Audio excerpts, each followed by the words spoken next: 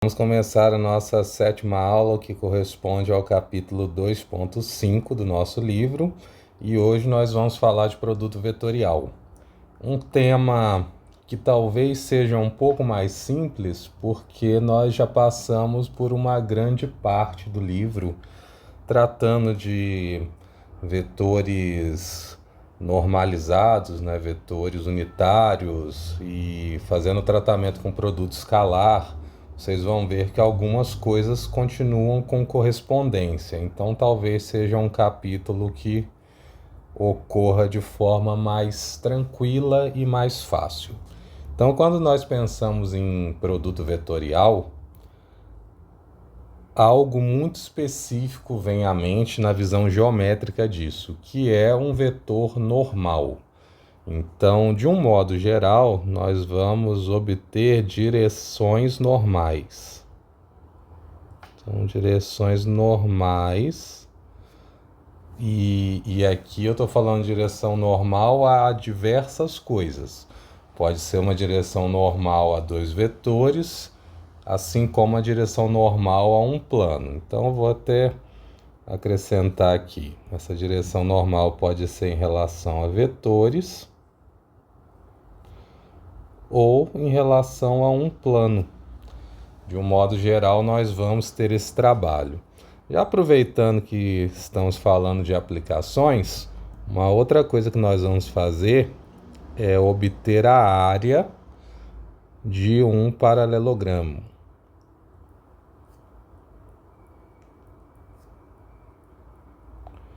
Com não tanta frequência, mas de um modo geral, em alguns momentos isso vai ser útil para obter áreas. Outra coisa que nós vamos fazer, e essa sim é importantíssima, é obter o momento de uma força. Talvez essa seja a maior aplicação que a engenharia civil, creio que a mecânica também, e imagino que a aeronáutica, essas três engenharias mexem bastante. O seu trabalho reside em equilibrar forças. Então, toda vez que você pensar em equilíbrio de forças, o momento vai vir embutido. Então, essa talvez seja a maior e principal aplicação de tudo que nós vamos fazer.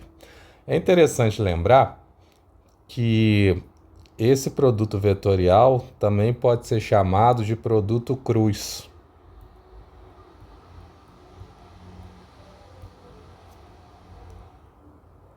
Ou produto cruzado.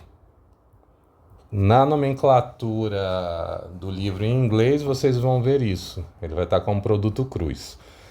Bom, agora analisando geometricamente o que nós vamos fazer. Eu tenho aqui então nessa figura um vetor A e um vetor B.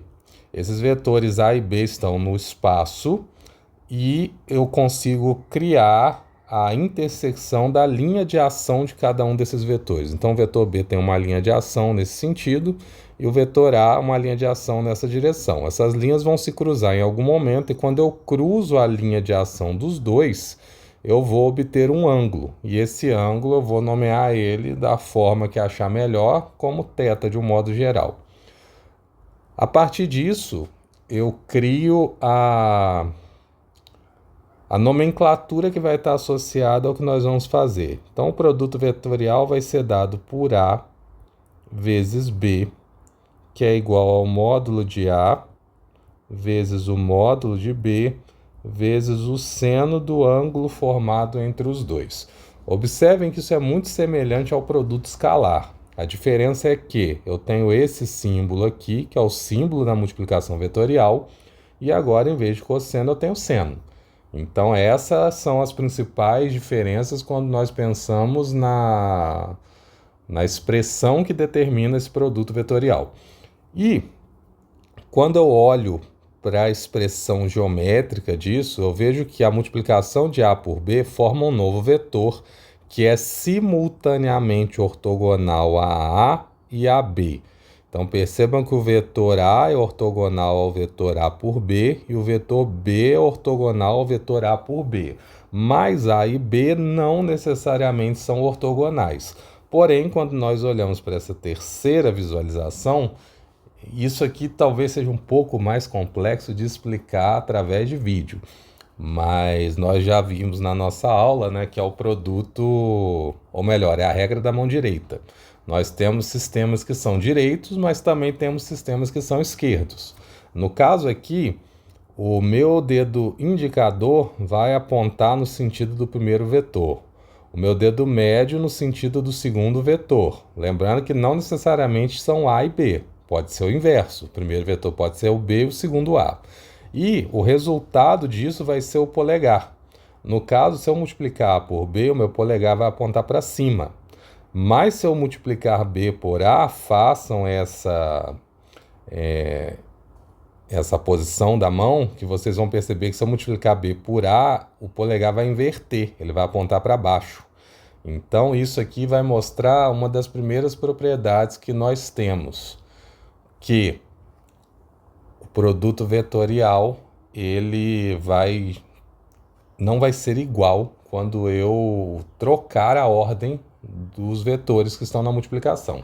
Assim, A por B não é igual a B por A. Então, eles não são comutativos. Na verdade, eles são anticomutativos. Essa regra vai ser muito importante. Aqui ainda eu quero associar uma outra coisa nessa equação, que é um vetor unitário. Nessa multiplicação, vão existir situações que nós não temos vetores na sua forma usual, aberta, né? O vetor A não vai ter três vetores unitários associados, e o vetor B também não vai ter 3 vetores unitários associados. Mas o vetor A e B vão ser dados só em um eixo, como o eixo X e o outro no Y. E aí não vale a pena realizar esse produto vetorial através de uma segunda forma que eu vou mostrar para vocês daqui a pouco. Vale a pena usar exatamente essa fórmula, porque o vetor A é o próprio módulo de A, o vetor B é o próprio módulo de B. Então, eu já sei que o seno entre os dois, de um modo geral, vai ser 90. Com isso, a única coisa que resta saber depois de multiplicar é qual é o vetor unitário associado. E aqui também é interessante mostrar esse vetor porque no produto escalar nós obtemos um número escalar. No produto vetorial nós podemos obter um número, nesse caso aqui, onde o vetor A está em um eixo, o vetor B está em outro. Mas esse número não vai ser um escalar, ele vai ser um vetor, porque ele vai estar associado a um vetor unitário qualquer. Então, às vezes vai ser útil usar essa forma. E aqui é interessante destacar que este vetor unitário ele vai ser ortogonal tanto a A quanto a B. Então, vamos fazer assim, ele é ortogonal a A e ortogonal a B, simultaneamente. Bom, o que nós vamos ver agora são algumas propriedades. São propriedades fundamentais, do modo que nós já estamos acostumados a fazer, mas é relevante tratar de algumas delas. Então, a primeira é que o produto vetorial é anticomutativo. Então, A por B não é igual a B por A. Mas A por B, isso aqui é interessante, A por B é igual a menos B por A. E isso é visto na regra da mão direita, que é essa expressa aqui, ó. Se eu fizer A por B, eu vou obter um vetor voltado para cima. Se eu multiplicar B por A, eu vou obter um vetor multiplicado um vetor apontando para baixo, né?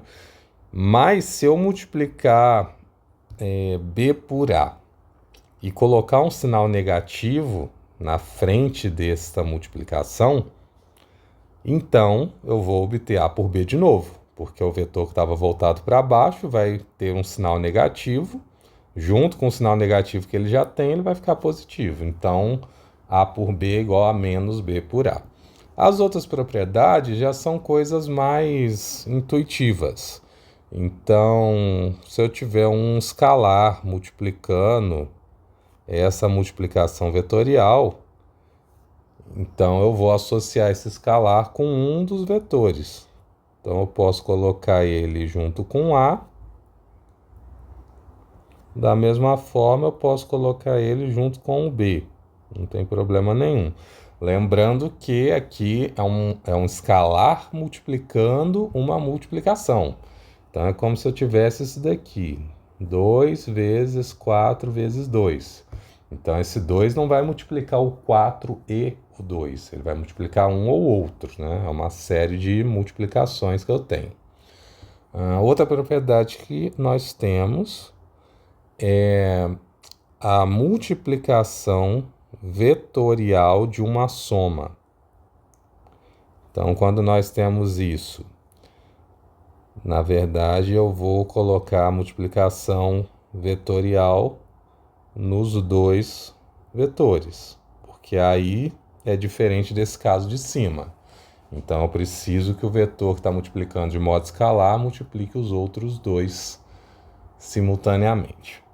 Bom, aqui nós temos então nosso primeiro exemplo, onde eu tenho dois vetores, o vetor A e o vetor B, e eu quero realizar a multiplicação escalar desses dois vetores. O vetor A e o vetor B estão no plano XY. Então, B faz 75 graus com a horizontal, A faz 15 graus com a horizontal. Para identificar o ângulo aqui, eu vou precisar subtrair o ângulo que... Melhor, θ vai ser igual a 75, que é o ângulo de B, menos 15, que é o ângulo de A. Então, eu vou obter aqui o ângulo de 60 graus. Então, fazendo a multiplicação, observem que eu já tenho o módulo de A e já tenho o módulo de B. Eles já foram dados em módulo. Então, o módulo de A é 2, o módulo de B é 3, e eu vou multiplicar isso pelo seno de 60. Seno de 60 é raiz de 3 sobre 2. Então, isso daqui vai dar 3 raiz de 3. E observem que, como A e B estão no plano XY, o vetor A por B necessita e só pode ter a direção de Z. Então, ele vai apontar ou na direção positiva ou na direção negativa. Se você pegar aí o dedo indicador e colocar na direção de A, o dedo médio na direção de B, você vai perceber que o polegar aponta na direção de Z. Então, eu tenho que o meu unitário associado aqui é o unitário K. E essa multiplicação vai ter unidades de metro quadrado. Agora, fazendo o inverso, nós vamos perceber o seguinte. O ângulo, ou melhor, o módulo de B é 3. O módulo de A é 2. E nós vamos usar a mesma interpretação porque o ângulo vai ser o mesmo nessa situação. Então, seno de 60. Lógico que nós vamos obter a mesma coisa. 3 raiz de 3. K. Só que esse K agora aponta no sentido inverso. Então, agora eu tenho um menos K. E aí eu posso colocar esse sinal na frente e nós temos que o vetor agora aponta para o outro lado. Ele não aponta mais no sentido positivo de Z, aponta no sentido negativo. Visto isso, que é a nossa primeira parte, agora nós vamos fazer o produto vetorial através de componentes.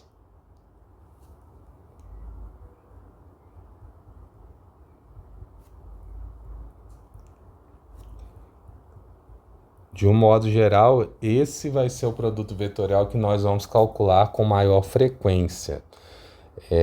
Não é muito comum, ou melhor, até é comum, mas em situações como essa aqui de cima, onde eu tenho dois vetores dados em um plano. Aí sim eu consigo pegar o módulo de cada um e fazer essa multiplicação. Mas de um modo geral não é isso que vai acontecer. Então nós vamos precisar das coordenadas e aí o processo vai ser um pouco diferente. Então resgatei aqui os nossos vetores A e B, onde eu tenho AX, AY, AZ, BX, BY, BZ nos seus respectivos vetores unitários I, J, K. Vou multiplicar A por B. E nós vamos fazer isso naquele processo clássico, né? A vezes Bx, A vezes By, A vezes Bz. Então, também para adiantar esse processo, eu já resgatei esses valores. E nós vamos ter isso aqui, dado em cores diferentes aqui, para as multiplicações de A, de B e de C. Deixa eu tirar ele dessa linha. Então, esse é o resultado da multiplicação. Mas agora, o que nós precisamos relembrar? Que I é ortogonal a J, J é ortogonal a K e K é ortogonal a I. E o inverso também vale. J é ortogonal a I, K é ortogonal a J e I é ortogonal a K. A partir disso, nós temos duas coisas para perceber. Dois tipos de ângulos vão ser formados. Os ângulos 0 e os ângulos 90. Toda vez que o ângulo for 0, o seno de 0 é 0. Toda vez que o ângulo for 90, o seno de 90 é 1. Com isso, nós vamos perceber que sempre que eu multiplicar vetores unitários iguais, vai ocorrer o inverso do que acontecia no produto escalar. Esses valores vão se anular.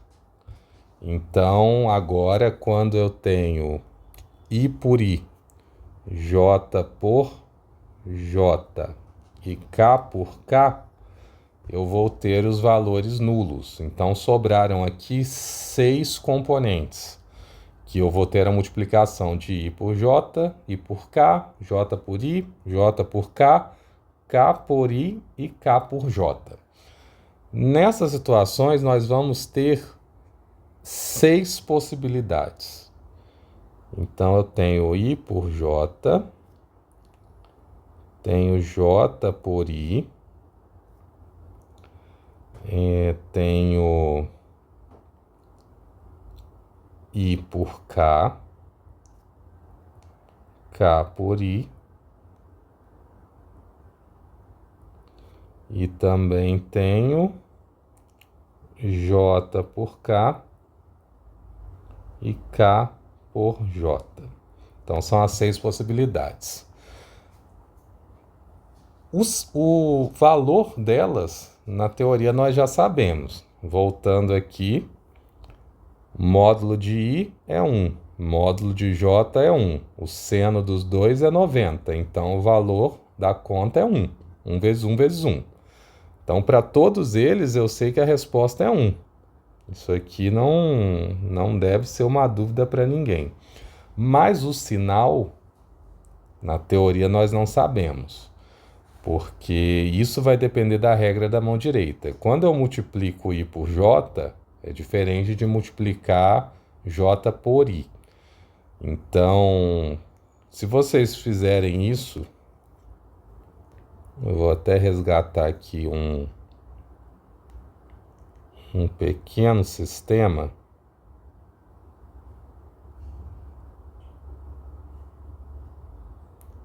Então, aqui eu tenho os vetores I, J e K. Nós vamos fazer um pequeno círculo nisso. Isso aqui já vai acabar virando uma regra. Toda vez que a multiplicação acontecer no sentido anti-horário, quer dizer, I por J, J por K ou K por I, eu vou ter valores que vão ser positivos. Toda vez que a multiplicação ocorrer no sentido anti-horário, eu vou ter valores que vão ser negativos. Isso vai acontecer porque quando você multiplica I por J, você obtém K. Façam isso pela regra da mão direita.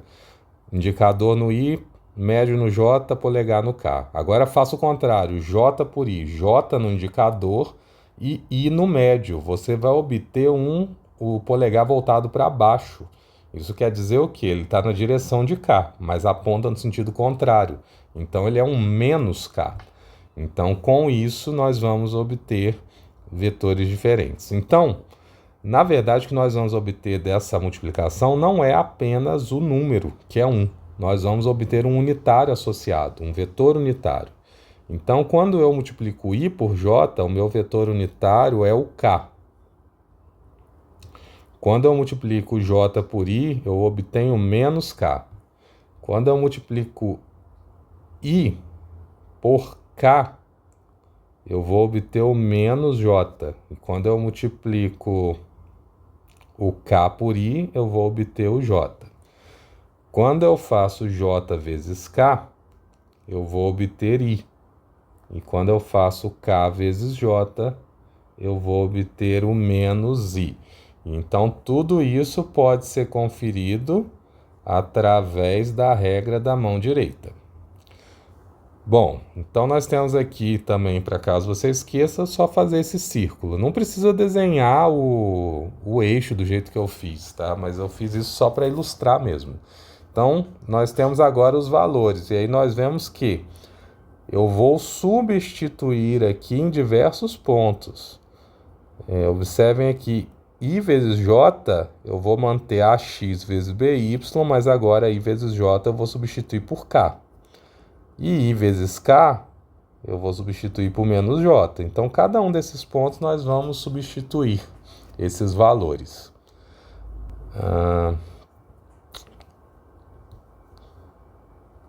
E aí nós podemos fazer por partes, mas eu já vou colocar o resultado final, que vai ser o seguinte.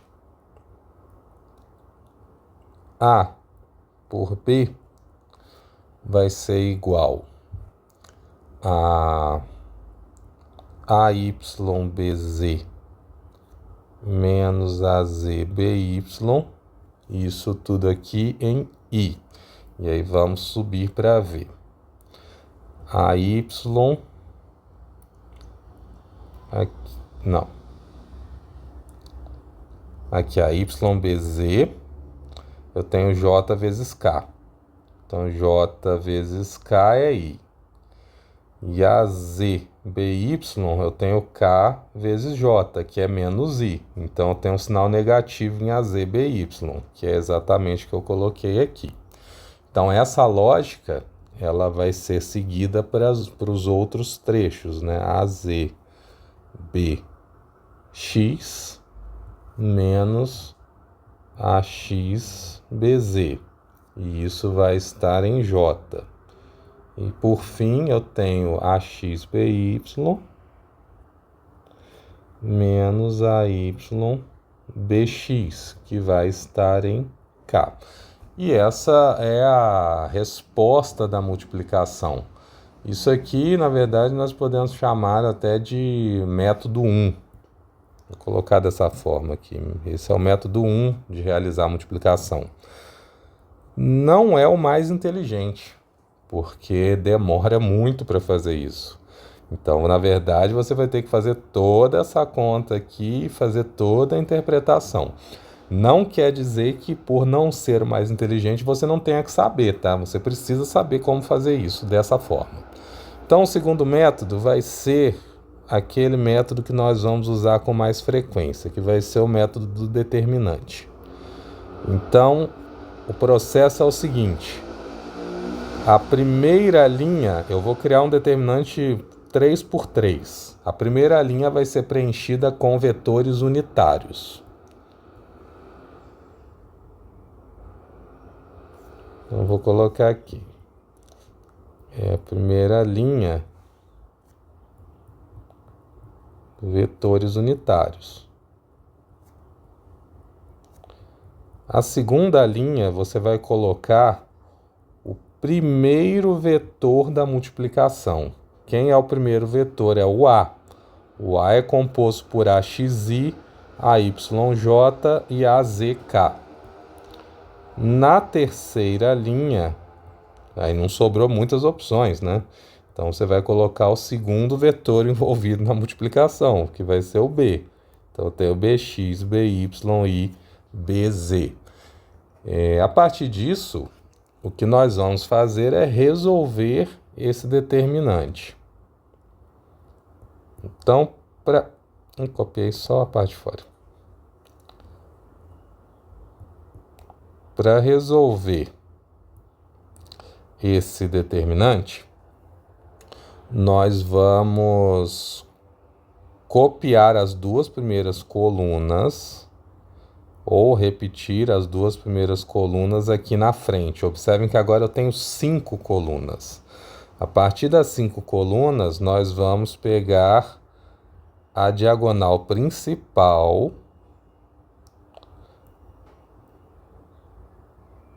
e multiplicar essas diagonais principais.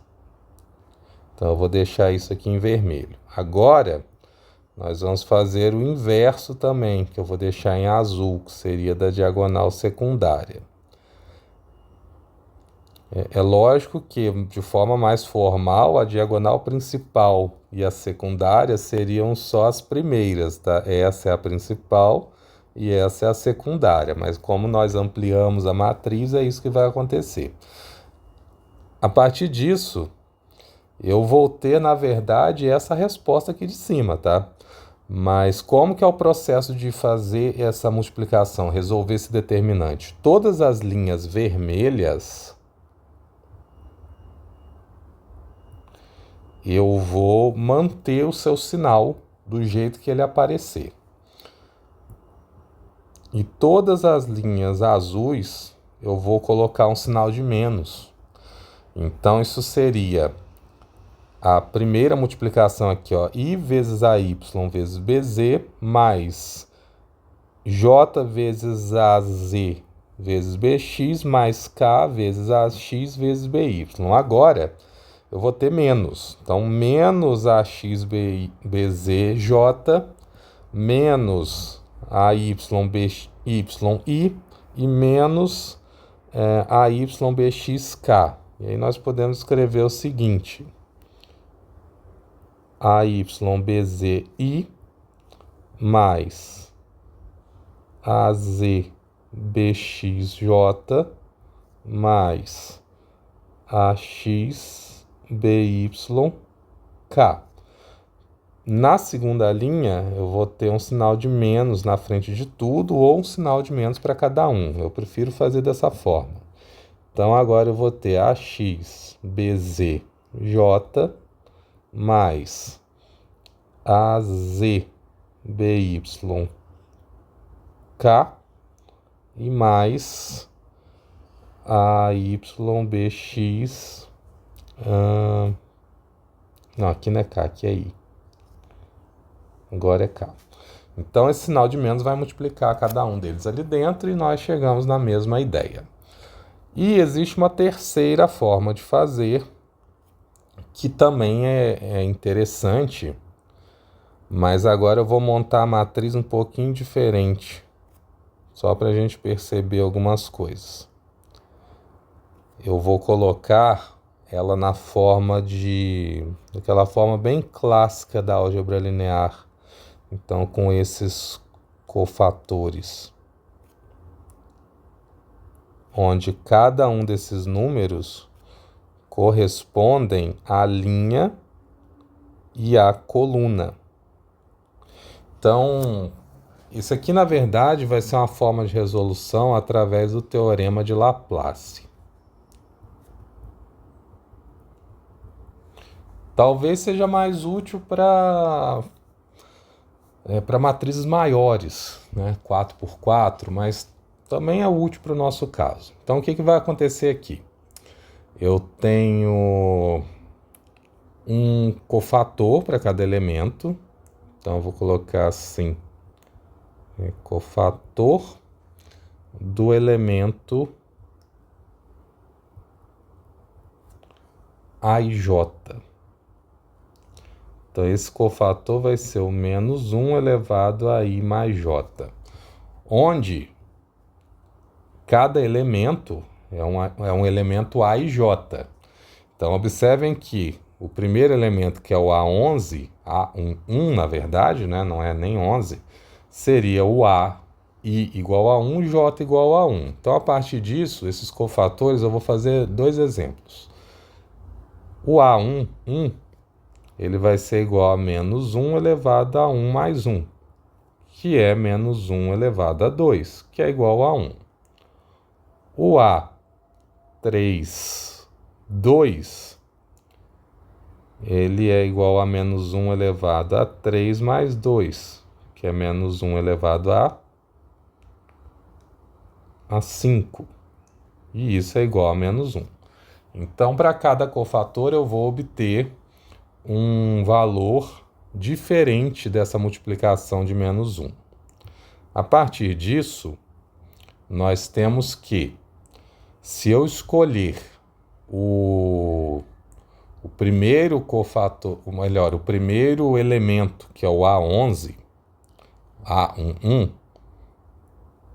o cofator dele vai ser assim, é menos 1 elevado a I mais J, e eu vou ter uma outra matriz associada, que são dos elementos que sobraram, né? E aí vamos observar o que sobra. Quando eu escolho esse A11, eu elimino toda a sua coluna e toda a sua linha. Então, quem sobrou foram esses que eu escrevi. Se eu escolher o A12, eu vou eliminar toda a coluna e toda a linha. Então, quem sobrou é o B21, B31, o B23, B33. E se eu escolher o A13, eu vou eliminar toda a linha, toda a coluna e vai sobrar B21, B31, B22, B32. E esse valor precisa ser multiplicado pelo elemento que eu escolhi, que é o A11.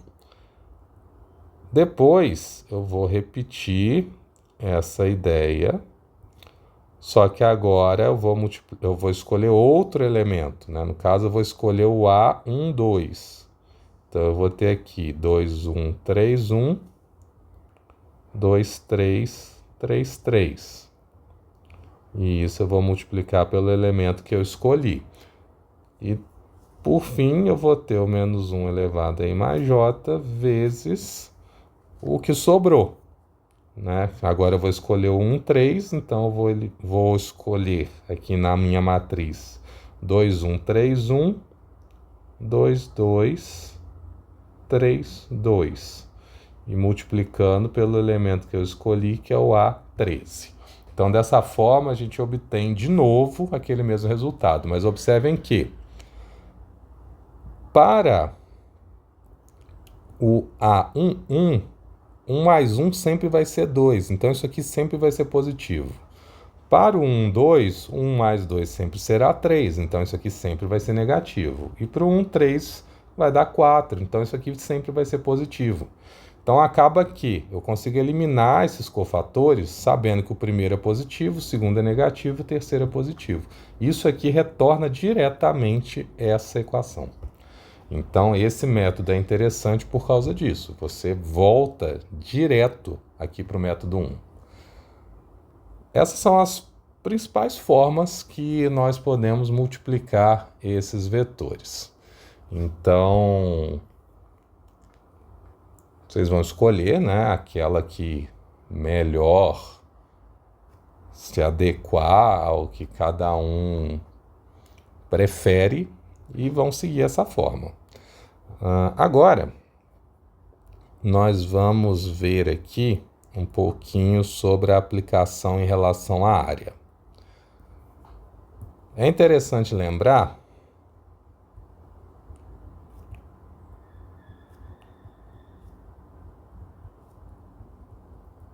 que quando eu faço a multiplicação vetorial, e eu vou até usar... Esse aqui, na verdade, é o mesmo exemplo que nós fizemos ali em cima, só que agora visualizando, né, a sua área. Quando eu faço isso, eu vou ter aqui o A por B, onde o módulo de A é 2 metros. Agora eu vou fazer isso com unidades. O módulo de B é 3 metros. E o seno, ele não vai ter uma dimensão. E fazendo essa multiplicação, nós vamos ter 3 raiz de 3, que ele já colocou com resultado 5,2. Mas 5,2 é em metros quadrados. Então isso quer dizer o quê? Eu obtenho valores de área. Então a multiplicação ela vai gerar um valor que vai ter uma unidade correspondente à área. É interessante perceber que nós temos aqui duas aplicações. Se nós retomarmos aqui o valor de cima, que era o 3 raiz de 3, observem que tinha associado aqui um vetor. Então, eu vou colocar aqui, entre parênteses, isso, que eu tinha 3 raiz de 3, K unitário, em metros quadrados. E é exatamente igual a esse 5,2. Mas em um, eu estou destacando que existe um vetor unitário. No outro, eu não estou fazendo isso. Não tem problema nenhum. Mas a partir disso, nós temos duas visualizações. E é isso que eu acho interessante nesse momento. Uma visualização é a interpretação da área. Então, eu posso, através do produto vetorial, encontrar uma área. E é legal que vocês percebam que, embora eu não destaquei, mas o método para o produto vetorial é diferente do método ponta-cauda. Os vetores não estão se somando. Eles estão cauda a cauda, não ponta a cauda. Então isso aqui não vai gerar uma soma vetorial, tá? É lógico que eu posso fazer o A menos o B, mas enfim, é interessante perceberem isso. Eu sempre vou pôr cauda com cauda para fazer esse produto. Mas existe outra interpretação além da área, que é a do vetor normal a um plano. Então eu tenho um vetor normal a um plano. E aí eu vou colocar assim, vetor normal ao plano. E esse vetor que eu vou chamar de C, que é na verdade o A por B, ele pode ser normalizado. Quer dizer, eu posso escrever ele na forma de vetor unitário. E esse vetor, ele é ortogonal aos dois vetores que formam o plano. Então, ele é ortogonal ao plano e, simultaneamente, ele é ortogonal a A e ortogonal a B. Pode parecer um pouco desnecessária essa ênfase, mas é interessante ver isso porque nós vamos usar muito. Toda vez que eu quiser um vetor que é ortogonal a um plano, no paralelo geralmente eu vou usar o produto escalar, mas ortogonal eu vou usar o produto vetorial. E disso surge uma nova interpretação, que é a seguinte. Vejam isso aqui, ó, na forma tridimensional, tá? Eu tenho aqui um vetor que sai desse plano formado pelos vetores A e B. Talvez a saída dele seja mais visualizada assim, né? Aqui ele tem uma sensação que ele está saindo, né? Esse vetor aqui saindo, que é o vetor A por B, de um modo geral eu vou chamar ele de N, vetor normal ao plano. Então ele é o vetor que sai do plano. E a partir disso eu ganha uma nova interpretação, que é o vetor área. De um modo geral, vocês não ouvem falar de vetor área, mas existe uma forma matemática de interpretar o vetor área, que é aquele vetor que sai no sentido positivo da área na qual eu estou avaliando. Então, a partir disso, eu consigo avaliar, por exemplo, alguns fluxos. A partir desses fluxos, quando eu analiso o vetor área, se o fluxo estiver no sentido positivo do vetor, eu vou ter um fluxo positivo, ou seja, é um fluxo que está saindo da área. Então, é uma forma de analisar isso. É lógico que no nosso caso, nós não vamos analisar fluxos, né? Isso talvez seria coisa mais de hidrostática, eletromagnetismo, não é a nossa ideia, mas é interessante que vocês vejam que essa interpretação primeira é de um vetor área. E quando eu quero obter a área, eu vou precisar do módulo do vetor. Então, a área, necessariamente, ela vai estar associada ao módulo do vetor n. Mas, nesse caso aqui que eu tenho triângulos, observem que esse módulo do vetor n vai ser o produto vetorial de A por B, só que dividido por 2, porque eu tenho um triângulo. Então, base vezes altura dividido por 2. Percebam que as fórmulas, às vezes, não vão dar diretamente as interpretações que nós estamos buscando. Bom, e para finalizar essa parte teórica, nós temos aqui do lado o produto triplo escalar.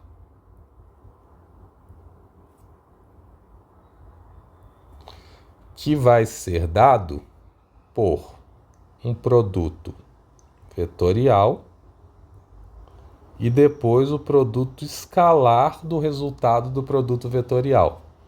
Isso vai gerar o seguinte. Observem que o A por B, como que eu fazia? A segunda linha era o meu vetor A terceira linha é o meu vetor B, que é o segundo vetor. E agora, esse C ele já existia, ele era o unitário associado. Então, eu vou pegar esse C e vou colocar no lugar do unitário. E aí, eu tenho a minha construção. E uma aplicação disso é para encontrar volumes. Então, observem que aqui eu tenho 3 vetores nessa figura, todos cauda a cauda. E se eu duplicar cada um desses vetores, né, ou até quadruplicar alguns aqui, como é o caso do C, eu vou ter a forma de um sólido. E esse sólido tem um volume. Então, essa é a aplicação direta. A partir de 3 vetores, eu consigo ou encontrar uma área, quando eu tenho 2A2, ou encontrar um volume quando eu tenho 3 vetores. E aí eu vou usar simultaneamente o produto vetorial e o produto escalar. Bom, esse é o arcabouço teórico correspondente ao produto vetorial. Vocês podem ver que ele é curto. Na verdade, eu demorei mais porque eu tenho que escrever muita coisa. Então, é por isso que demora um pouquinho. Mas ele é bem simples. Eu creio que tudo que nós já passamos até o momento, ele está bem tranquilo. Então, agora, vamos para a nossa primeira aplicação dos exercícios resolvidos. Então, esse daqui é o exemplo 2.19, que pede o seguinte: calcule o produto vetorial entre os vetores A e B, onde A é dado por 3i mais 5j mais k em milímetros, e B é dado por menos 4i mais 6j mais 2k em milímetros também. Não necessariamente os dois precisam estar em milímetros, tá? Pode ser unidades completamente diferentes, que vai ser a aplicação direta do produto vetorial em momento ou em torque, que nós vamos ver em momento posterior. Então, é muito simples, né? É uma aplicação direta. Então, A por B, eu vou pegar o meu IJK, vou colocar aqui o vetor A, onde o K ele representa 1. E vou colocar aqui o meu vetor B. Depois disso eu vou repetir o vetor A, vou mudar ele de cor. E vou realizar aquela multiplicação, né? Só que eu acho que essa seta aqui não vai dar certo, porque ela vai tampar os números. Vou desenhá-la assim, fica mais claro. Então, os vermelhos vão ser a minha direção positiva.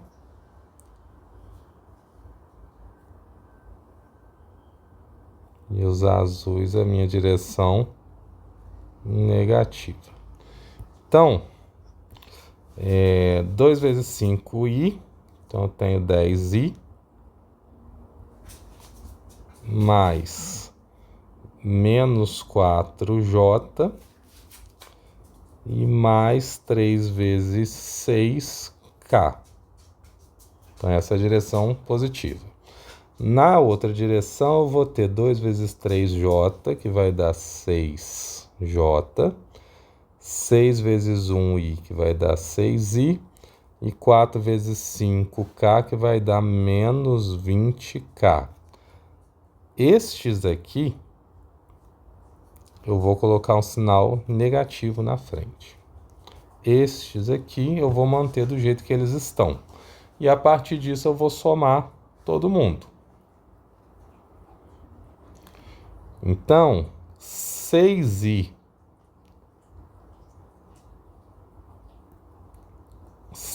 mais 10i, cuidado, porque é menos 6, eu tenho o sinal de menos na frente. Então, eu vou obter com isso 4i. Depois, menos 6j menos 4j. Isso vai dar menos 10j. E, por fim, menos 20k, mais menos 20 é mais 20. Mais 18 vai dar 38k. Então, esse aqui é o vetor A por B. E ele tem unidades de milímetro quadrado. Podemos fazer isso pelo Laplace também. Então, nesse caso, ficaria um pouquinho diferente. Façam e vejam a opção que melhor é conveniente para cada um. Bom, seguimos agora para o exemplo 2.20. Então, contextualizando aqui, eu tenho essa imagem do lado e ele diz o seguinte, ó, uma casa, ela possui a massa de 95 megagramas. É uma unidade muito fora do usual. Megagramas. Se a gente pensar nesse número, é interessante fazer isso. Isso é 95 vezes 10 a 6 gramas. 95 vezes 10 a 3 seria o quilo, né? Então, eu teria aqui 95 mil quilogramas. Seria a melhor forma de escrever isso. Então, ele segue dizendo que foi construída em um declive íngreme, definido pelos pontos ABC que estão mostrados aí. E para auxiliar a avaliar a possibilidade de falha, deslizamento de lama do declive, é necessário determinar os componentes do peso na direção normal e paralela ao declive. Outra coisa é determinar os componentes vetoriais do peso nessas mesmas direções. E essas são as principais coisas que nós vamos fazer, tá?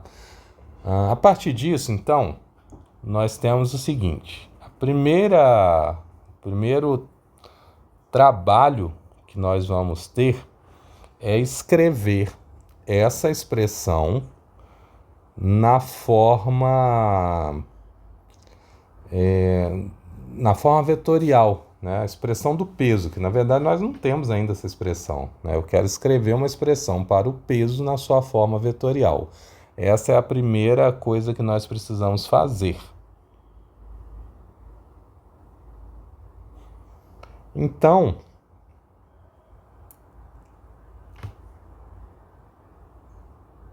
eu vou escrever o peso como... Ou melhor, primeiro a gente vai resolver a letra A. Então eu vou escrever o peso com a letra P, para ficar mais comum para a gente. Mas antes do vetorial, a gente precisa determinar quem é o peso, né? Qual é o módulo do peso. E para isso é uma coisa muito simples. Eu vou multiplicar ele por 9,81 ou por 10, né? Com as suas aproximações. De um modo geral, a gente está usando 9,81. Então, observem que nós temos aqui 95 vezes 10 a 6 gramas. Se eu desmembrar em 2 10 a 3, eu sei que 1 10 a 3 aqui é o quilo, né? Então, agora eu tenho quilograma. Então, eu tenho 95 mil quilos.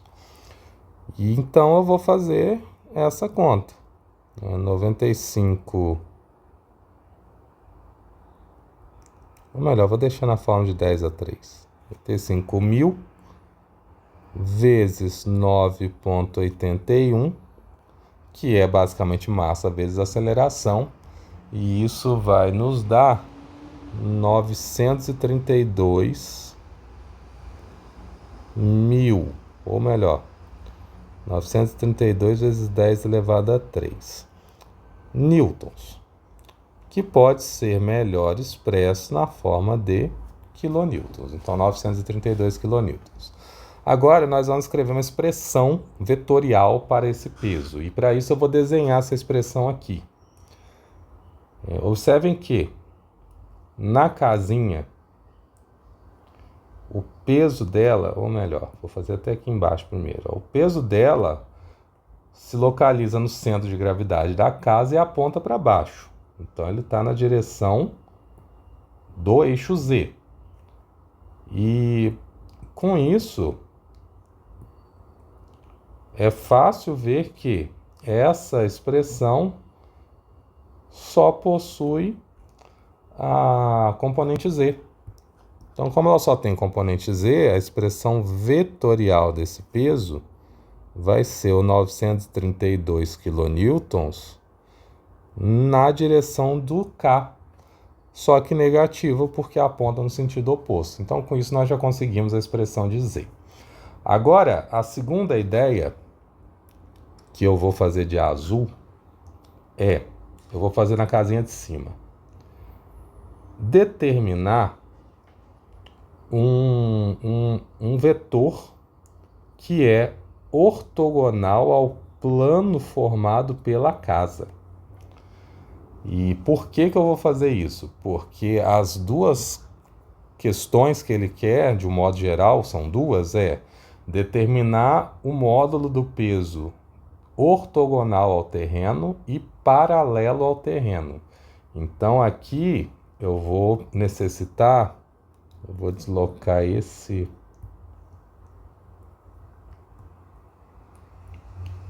peso, eu vou deslocar para cá, para a gente conseguir escrever. Então, agora eu vou necessitar de uma componente que é ortogonal ao plano, que é essa azul, e uma outra que é paralela a essa descida do terreno, que eu vou fazer de roxo.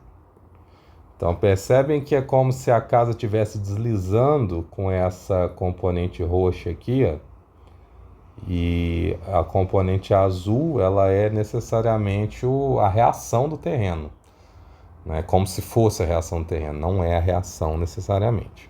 Então, aqui eu tenho o peso em vermelho, em azul eu tenho o peso paralelo à componente ortogonal, e em roxo eu tenho o peso tangente ao terreno. Então, vou colocar PT, tangente ao terreno. A partir disso, nós precisamos determinar agora quem é essa componente ortogonal. E isso é muito fácil, porque como nós já vimos, o produto vetorial nos dá a componente ortogonal. Então, se eu escolher dois vetores quaisquer, observem aqui que eu escolhendo AB.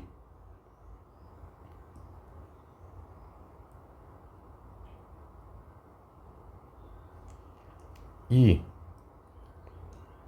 AC, a multiplicação desses dois vai dar um vetor ortogonal ao terreno, que é esse vetor azul.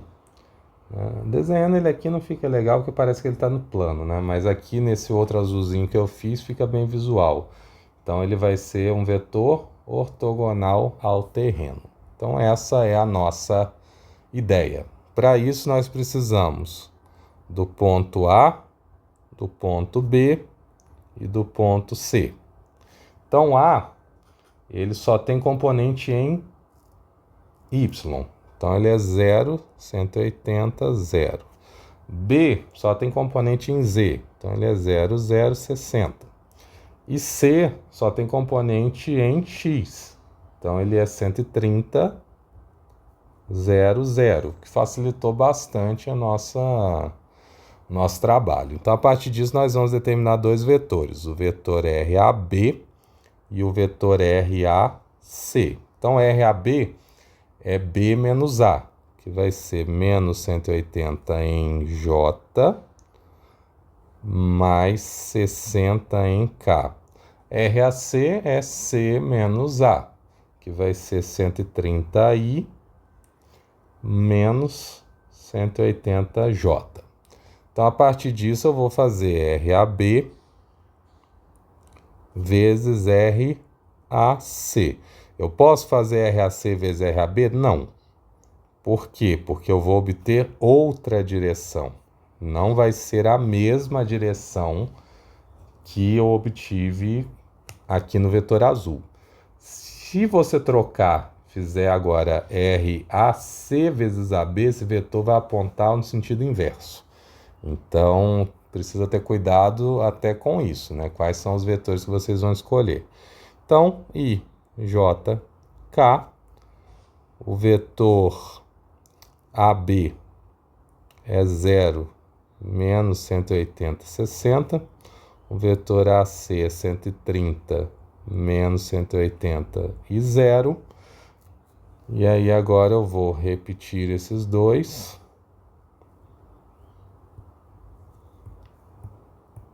E realizar aquela multiplicação do jeito que nós já vimos.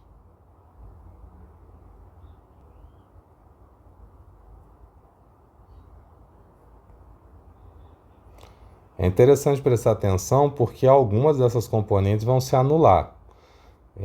Essa daqui é nula, essa daqui é nula e essa daqui também é nula.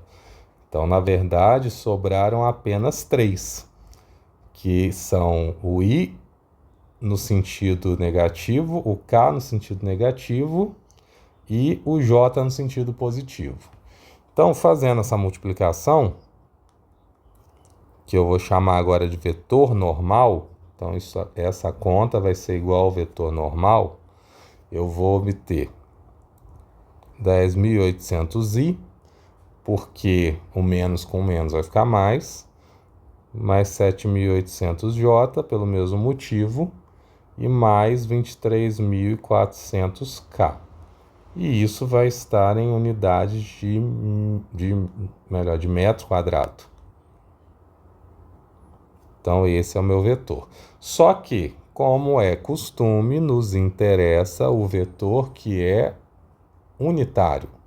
Então, para isso, vamos calcular o módulo do vetor que nós encontramos. Esse módulo vai ser 26.930 em metros quadrados, que não é a área do terreno, tá? Porque a área do terreno ela vai ser... isso aqui é um triângulo, então ela vai ser dividida por 2.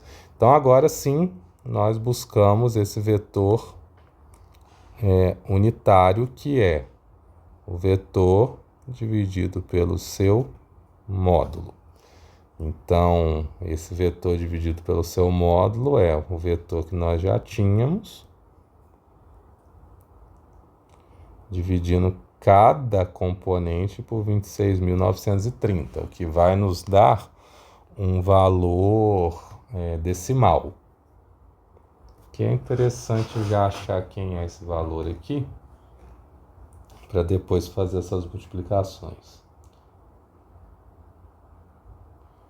Então, o primeiro vai ser 0,4. O segundo, 0,289. E o terceiro, 0,869. Aí, de acordo com a aproximação, cada um vai obter um valor razoavelmente diferente, né? Com isso, que nós temos, para obter um vetor paralelo à direção de P, eu vou projetar o vetor peso sobre a reta, que é a reta azul. Essa daqui de cima é a mesma, a azul daqui de baixo. Então, eu vou projetar a força-peso sobre essa reta, só que ela vai apontar no sentido inverso de P. Ou melhor, de N. Eu vou até escrever isso aqui, ó. Esse daqui é o N. Então, eu vou projetar o peso sobre ele. Como que eu faço isso? E aí eu vou obter uma expressão, né, de peso paralelo a N. Então, para obter essa expressão, eu vou multiplicar a força-peso pelo vetor unitário de N, que é o que nós já fizemos várias vezes na parte de produto escalar. Então, para fazer isso, o meu valor de N é menos 932, e eu vou multiplicar isso pelo unitário que eu encontrei aqui.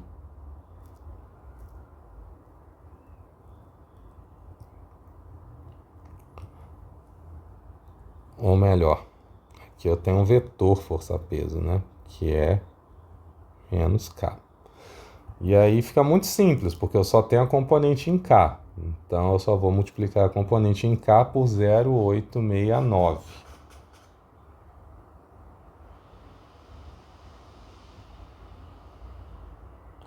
Isso vai dar menos 809,9 quilonewtons. Então, eu sei que a componente que vai atuar no sentido do vetor ortogonal ao plano vai ser essa. Agora, para calcular a outra, lembrem-se que o vermelho aqui é a hipotenusa do triângulo. Isso aqui é o método ponta-cauda. Ponta-cauda, cauda-cauda, ponta-ponta. Então, isso aqui é a hipotenusa do triângulo e esses dois fazem 90 graus entre si. Então, esse ao quadrado é igual a esse ao quadrado, mais esse ao quadrado.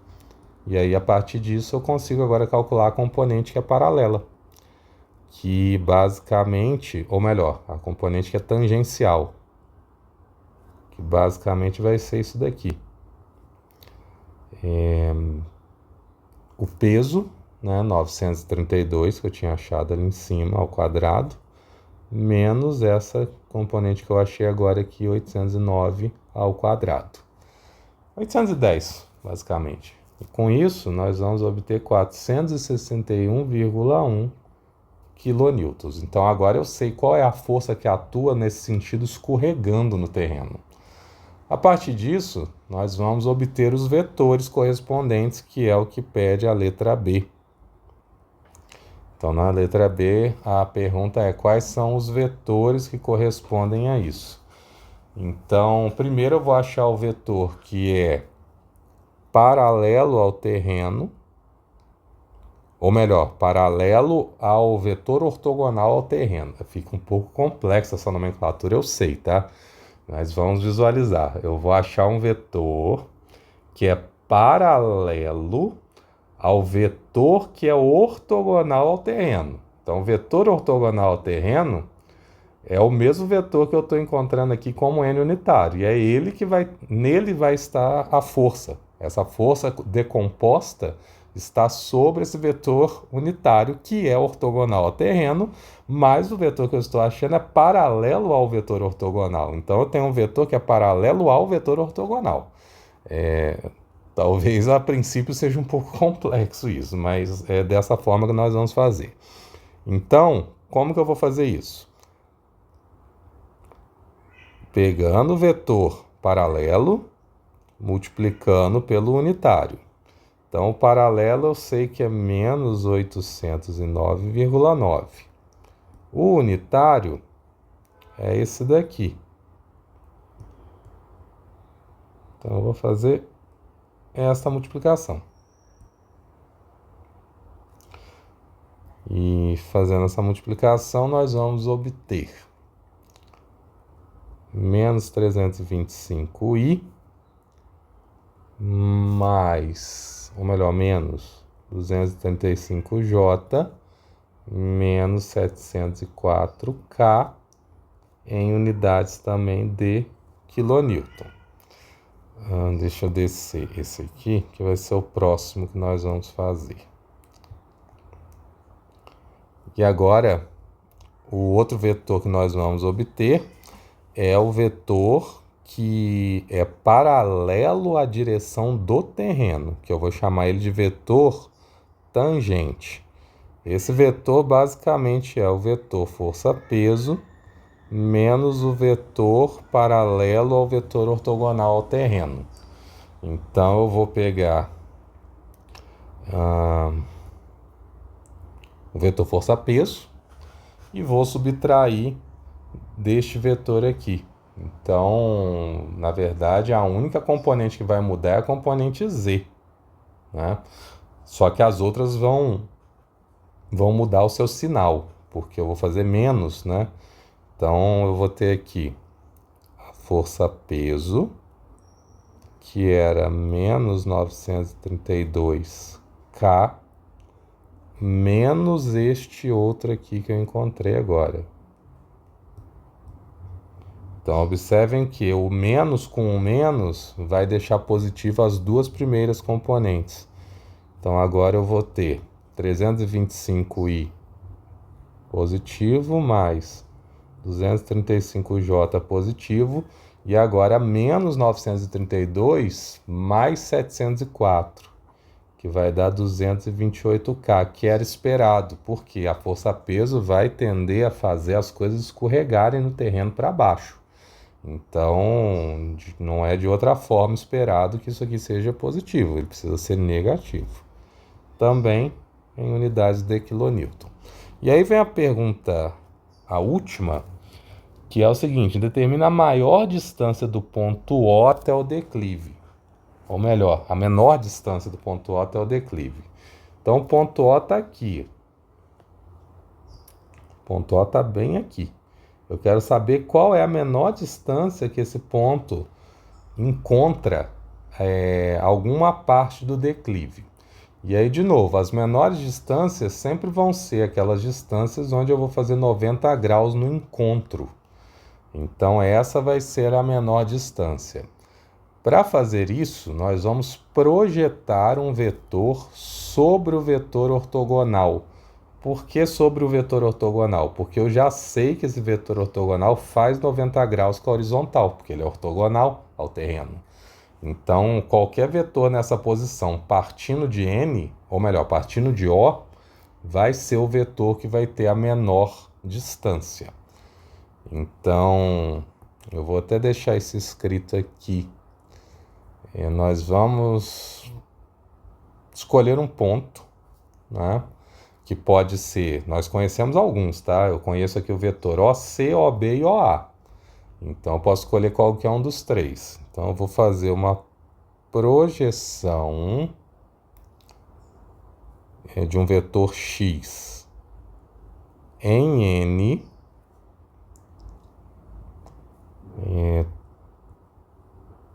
tomando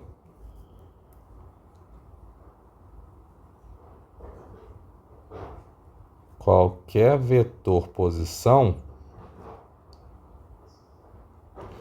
que tenha o formato OX, onde O é o ponto inicial e X é um ponto qualquer. E a partir disso, nós vamos... Então, isso para obter a menor distância. Então, na forma de expressão, isso aqui vai ser expresso por, vou colocar assim, RM, né, a posição da menor distância. Então, ele vai ser expresso por ROX vezes o vetor unitário relacionado ao vetor ortogonal ao plano. Então, para cada um desses pontos que eu escolher, eu preciso obter o mesmo valor, tá? Então, se eu escolho o vetor ROA, ou OC, ou OB, qualquer um deles, eu preciso obter o mesmo valor. Então, vamos recuperar o vetor unitário. O vetor unitário N é esse daqui.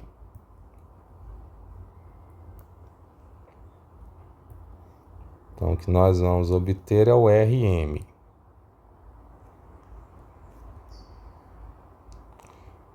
Esse RM, ele vai ser um escalar, porque eu estou multiplicando um vetor unitário.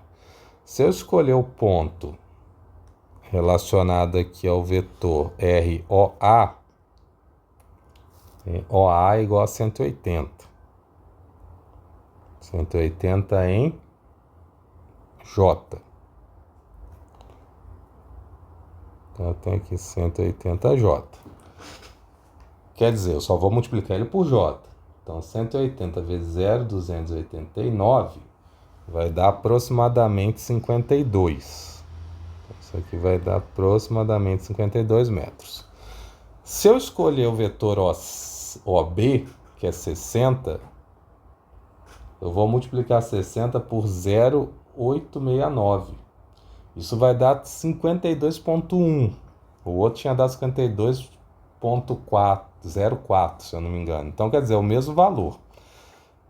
Lógico que a gente fez algumas aproximações antes, né? Então, vamos ter esse problema. E se eu pegar o ponto OC, que x é 130, 130 vezes 0,40 vai dar 52 exato. Então, percebam que para cada ponto eu preciso obter os mesmos 52 metros. Essa é a menor distância entre o ponto da origem e esse vetor, ou melhor, e o plano. Então, essa é a menor distância. Nós ainda podemos descobrir qual que é a área do terreno, que basicamente é pegar aqui o módulo do vetor que nós achamos, 26.930 metros quadrados, dividir por 2. Então, essa vai ser a área do terreno. Vamos finalizar, porque só falta esse de exemplo, e depois eu faço um outro vídeo só para os exercícios, que não são tão difíceis, na verdade, eles são muito mais simples do que os outros. Então, agora... Deixa eu ver aqui o que ele quer. Ele explica aqui o método dos elementos finitos, né? Então ele vai contar uma história para vocês, depois vocês leiam ela. E ele pede o seguinte: determine o vetor unitário na direção normal à superfície desse elemento, que é esse triângulo, e depois disso determine a área. Então essa é a solicitação que ele faz. É algo muito simples aqui, nós vamos escolher 2 pontos, ou melhor, nós vamos escolher um ponto primeiro. Eu tenho aqui 3 vetores associados, né? Eu tenho o vetor 1, 3, vetor 1, 3, vetor 1, 2, vetor 3, 1, vetor 3, 2, vetor 2, 1 ou vetor 2, 3. Eu vou escolher uma dessas opções. Então vamos fazer o seguinte, eu vou escolher o vetor 1, 3... E o vetor 1, 2. Mas eu vou fazer o seguinte. Eu vou copiar essa figura. para vocês não confundirem com como se já tivesse sido dado, né? Não foi dado isso. Nós vamos escolher. Então, no caso aqui, eu estou escolhendo o 1, 3 e o 1, 2. Então, a partir disso, eu tenho dois vetores ligados cauda a cauda e eu posso agora criar um produto vetorial para calcular esse vetor ortogonal. Então, perceba que eu vou precisar primeiro escrever o vetor 1, 2, que é, aqui estão dados os pontos, né? Então, aqui eu tenho os pontos, que vão ser 2 menos 1. Então, eu vou ter 20i menos 9j menos 12k. E agora eu tenho o vetor 1, 3, que eu vou fazer 3 menos 1. Então, eu vou ter 10i mais...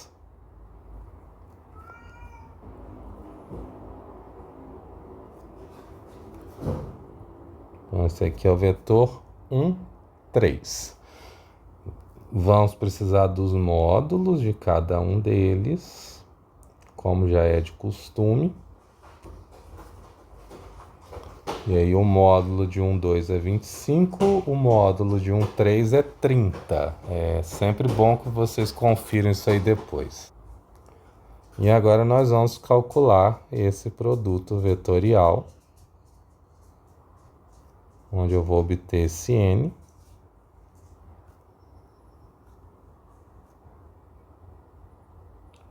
E vocês vão perceber que sempre que tiver um produto vetorial envolvido, nós vamos precisar montar toda essa situação aqui de forma recorrente.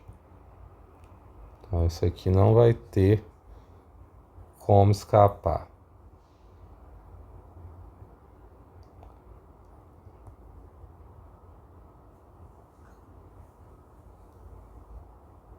Vejam que nenhum deles vai se anular. Todos vão ter um valor. Então, vai ser necessário fazer essa conta exata. Para adiantar, eu já vou colocar aqui o resultado.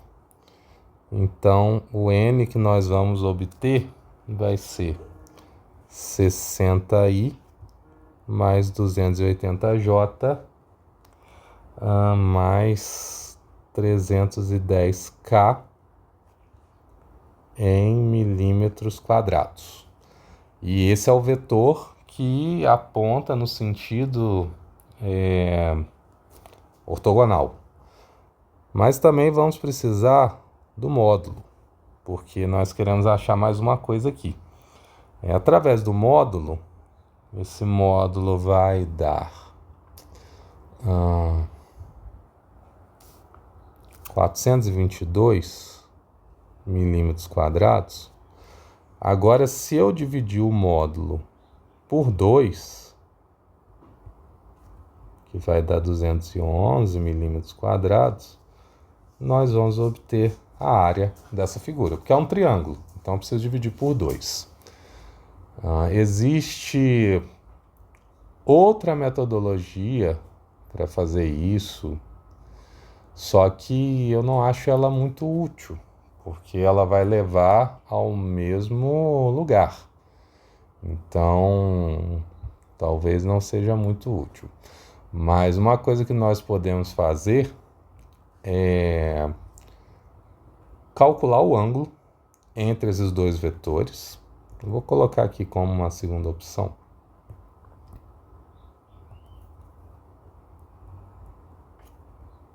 Vou colocar aqui essa daqui a primeira. E a segunda pode ser mais agradável para alguém.